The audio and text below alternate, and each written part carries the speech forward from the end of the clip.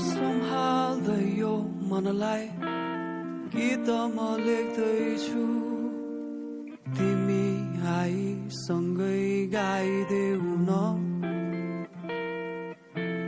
माया बस्दैछ तिम्रो कोमल आत्मासँगै अलिकति मलाई नि बुझिदेऊ न।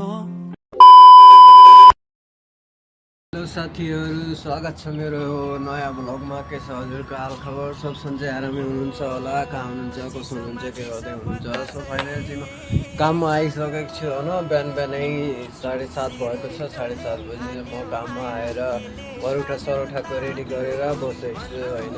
जो सोचेँ ब्लग बनाऊँ भनेर यो चाहिँ समझमा आएको छैन मलाई, कस्तो चाहिँ ब्लग बनाऊ, भाइरलै भइन्न।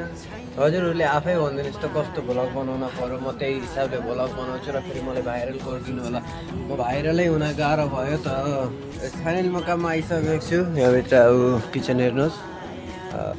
अनि म यता बाहिर आएको छु। यतापट्टि घाम लागेको छ डर तरिकाले। बिहानै घाम लाएर यति जार पारेको छ। यता जाडो भएको थियो, मैले ज्याकेट लाएर आएको थिएँ। अहिले चाहिँ घाम आएको छ। गरी अब हामी भित्र जानेछौँ। भित्र गएर हजुरहरूले मैले काम गर्ने ठाउँ देखाउँछु। हेर्नुहोस्, मैले काम गर्ने ठाउँ त्यहाँ चाहिँ खाना लाग्छ। अनि यता सब मान्छे बसेर खान्छन् दिउँसो होइन। उता चाहिँ कुरकुरे चिप्सहरू राखेको छ। अनि माथि चाहिँ लाइटहरू। यता यस्तो लुक बनाएको छन्, कस्तो छ,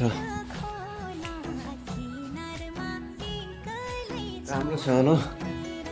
अनि त्यसै गरी यता बाहिर पनि त्यस्तै छ। यता न राम्रो राम्रो पिज्जा बनाएको छ कि पोस्टर। यतादेखि फेरि यहाँ बस्ने ठाउँ। यता चाहिँ बस्ने छ 7औं फ्लोरमा होइन। बाहिर आम्मा डर लाग्छ, तल हेर्ने डर लाग्छ। अनि यता जानु हामी, यताबाट चाहिँ आउने ठाउँ लिफ्ट सर्ट आउने, सिडीमा आउने मान्छे सिडीमा आउने।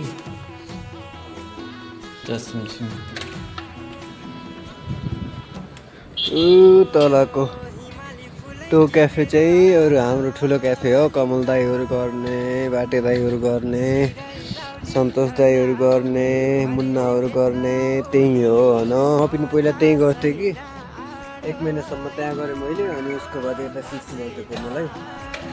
ठिकै छ होइन। जता काम गरेँ नि काम त गर्ने हो। तल लिसहरूले काम थियो, यहाँ गाह्रो काम छ, त्यस्तै हो काम फरक भइरहेको छ। जानु पर्यो। धुवा भएछ त, के को धुवा हो, आगो लाग्ला है भित्र।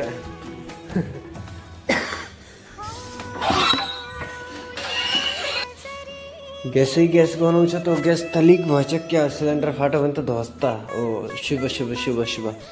बिहान गरेर त्यस्तो त भन्न हुन्न त। शिव। ल गाइस, बाई बाई।